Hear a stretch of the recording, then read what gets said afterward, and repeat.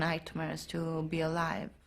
There's no question in my mind that Daria Nicolodi put Dario on a completely new track. I mean, if it had not been for her and their relationship at that particular time, we would not get Suspiria.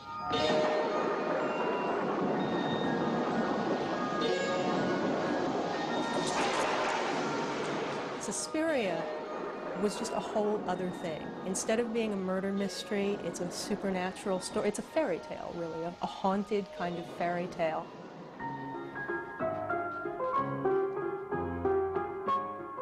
Suspiria was the opening film of a still unfinished trilogy about a coven of mysterious evil figures known as the Three Mothers. Suspiria is one of the all-time great horror movies ever made. It's terrifying. It's like a bad dream. It's like a nightmare. It's like being trapped in a nightmare.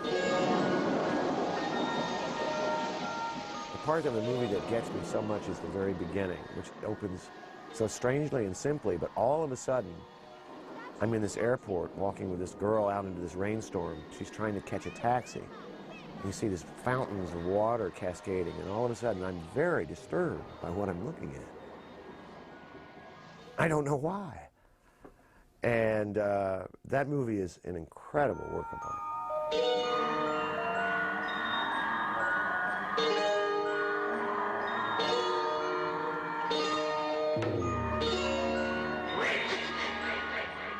Working with Dario and making this extraordinary movie with all its color and its vitality and its groundbreaking artistry. I knew that what he was doing was beautiful and very interesting, but I didn't know how groundbreaking it is. When you spend 11 hours with maggots in your hair, you get sort of inured to the horror of it.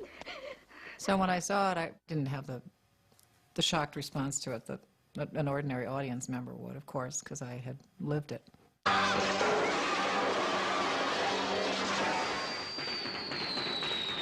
I put Suspiria in my top 3 best horror movies of all time. I think Suspiria has got an attitude and a feel and a sound to it that is a true nightmare. It's a real nightmare. Suspiria was the second of Argento's films with a soundtrack composed and performed by the Italian rock group Goblin. It's stunning. That simple little melody line over and over again could create that much tension. What impressed me was the quality of the soundtrack from Suspiria was its absolute simplicity, but its effectiveness. In other words, had it been more complicated, had it been the John Williams Mickey Mouse kind of score that you hear all the time today, that movie wouldn't have been half as scary. The scores that Goblin did for him for Suspiria have got to be among the most amazing scores ever done for a horror movie. They are rooted in progressive rock, basically, but they are bizarre. They incorporate not only musical instruments, but also whines and screams and hisses and whispers, and they are so creepy. Got a little Stockhausen background to it a little bit, and it's got a little bit of rock involved, but if you were going to ask me how to classify it, I wouldn't be able to classify what it was, really, what kind of music it was, but except that it sounds European.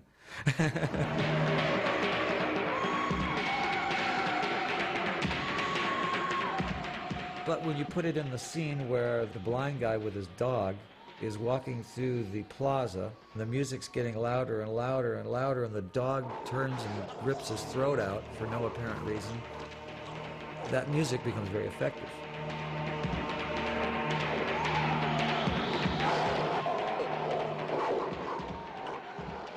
Normally I go home and I write the themes, then I bring him demos, or he come in studio and he hear what I'm doing. Sometimes if he don't like something, we change. Yeah, we can work together. But normally, when I'm in studio, I work watching the film, and I compose just what I think in the way I like to. And if he like it, I play, and I gave him the soundtrack finished. Much of the music for Suspiria was composed before the film was shot, and that in order to get everybody into the right terrorized mood for the scenes that he was going to shoot, Argento would put this music on and then crank it up to 11, and everybody would be shaking in their boots. And it's no wonder that they all look like they're on the verge of a nervous breakdown throughout that film. The music was equally distinctive in Argento's gothic fantasy Inferno. This time, rock legend Keith Emerson was the composer. Dario gave me free license to do whatever I wanted with the music, and I think in hindsight, when I look back at it, what the music I wrote was a juxtaposition to what was really occurring on the screen.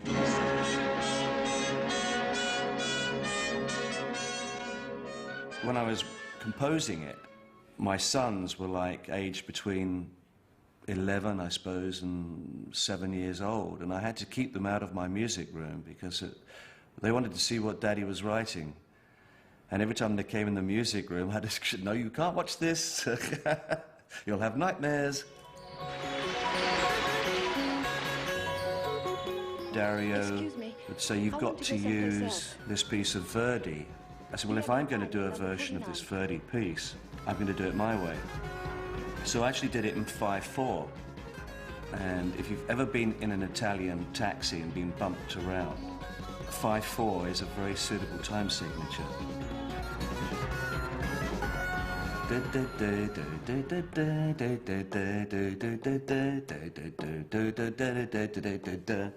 One, two, three, four, five. 1, 2, 3, 4, 5. Rather than as Verdi did it, was do do do do do do do do. I don't sing very well, sorry.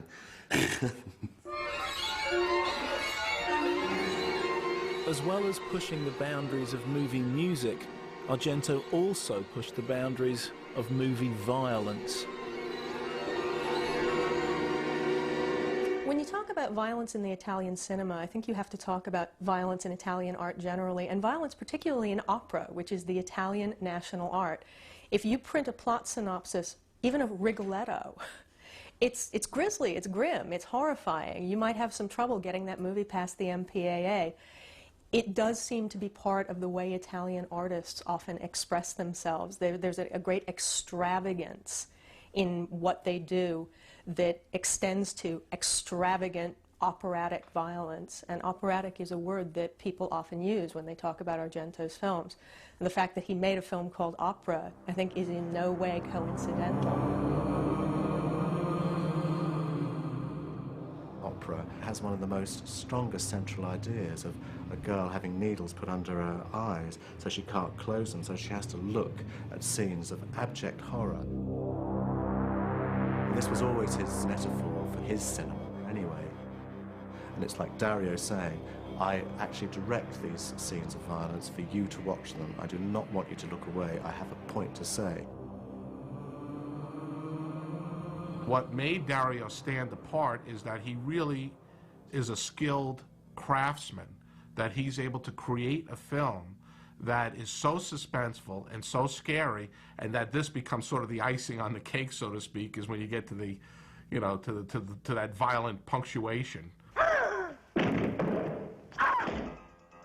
A frequent criticism of Argento's work is that the violence in his films is directed mainly against women. I've heard him saying that women are much more fun to kill, women are much more curious, women are much more interesting, and in a more profound way, there's something with his mother too that's not very clear to me, and I don't know what my grandmother did to him, but he always saw her as a monster, and so he tries to exercise that through his films.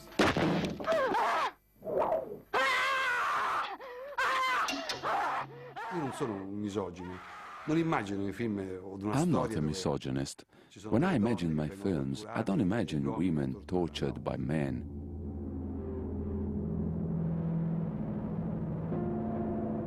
In my films, there are men and women who are cut to pieces.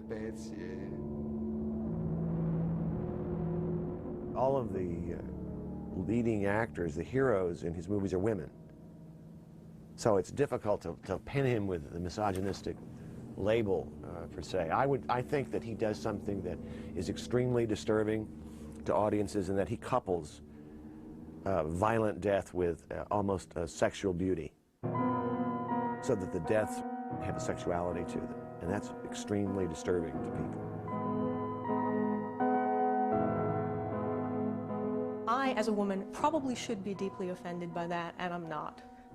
I don't feel that these movies are a blueprint for murderers of the world.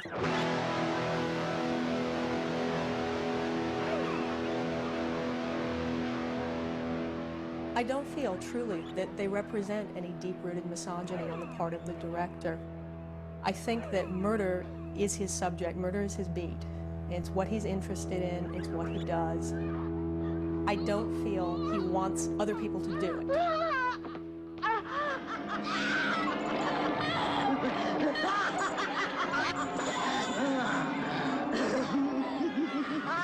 Many people began to believe that Dario and Daria's relationship was being charted through their films. In Profondo Rosso, for example, I mean, she's very happy-go-lucky, she's even singing in a scene. And then, of course, in Inferno, she gets murdered in a particularly vicious way. And then, of course, it goes all the way down from there. From Tenebrae, at the end, she's just screaming and screaming. And then in Phenomena, she looks terrible, and she's like razed to bits by a chimpanzee. And then in Opera, she's actually looking through a keyhole, and the bullet goes through her head, and she flies through the air. I mean, no wonder she hasn't wanted to work with Dario again. I mean, he's thought of more and more vicious ways of killing her off, because I think it actually is symbolic of their relationship. I just don't know what to say about that, but I do hope that my significant other never puts me in a film in which he fires a bullet through my eyeball through a keyhole. It's kind of creepy. Argento's films seem to come from a much deeper place than most. A fantastic world of the subconscious and of dreams, where logical narrative conventions take second place to a more profound emotional truth. Dario told me he has dreams or nightmares, and that's how the story comes into being. He would write down the nightmare, and it would become the script. I think that in Argento's films, the narrative usually doesn't matter a whole lot. They create this kind of dreamlike space that really, it's like being plunged into an incredibly complicated, fascinating nightmare. And it's somebody else's nightmare.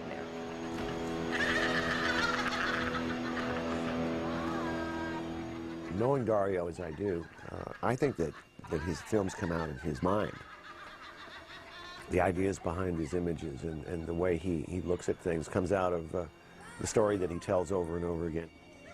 There was a hallway at the back of his house, and when he had to go to sleep at night, for whatever reason, when he would walk there, he would imagine these things behind this doorway of this hallway. And by the time he got to his room, he was in complete terror. I think when Dario gets an idea, he is basically trying to communicate a kind of either a kind of horror or an allegory about certain human behavior.